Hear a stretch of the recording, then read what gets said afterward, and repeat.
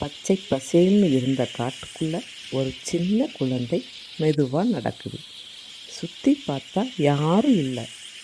காற்று சத்தம், இலையின் அசைவு. குழந்தைகள் மனசில் கொஞ்சம் பயம். திரும்பி பார்த்தா குழந்தைக்கு ஆச்சரியம். 2 யானைகள், ஒன்று பிங்க் கலரில், இன்னொன்று சாம்பல் கலரில். குழந்தை பயந்து நின்றுச்சு. ஆனால் யானைகள் அருகில் வந்ததும் அவங்க கண்களில் அன்பு மட்டும்தான் இருந்தது. ஒரு யானை தன் துதிக்கையால் குழந்தையின் கையை தொடுது. அது நீ தனியாக இல்லைன்னு சொல்கிற மாதிரி இருந்தது. குழந்தைக்கு பயம் விலகி சந்தோஷம் வந்தது. மகிழ்ச்சியாக யானைகளுடன் சேர்ந்து விளையாடவும் ஆரம்பித்தது. இரவு காட்டிலேயே தங்கியும் விட்டது. விடிந்ததும் குழந்தையை ஒரு யானை தூக்கி கொண்டது. மூவரும் சேர்ந்து குழந்தையின் வீடு நோக்கி சென்றனர்.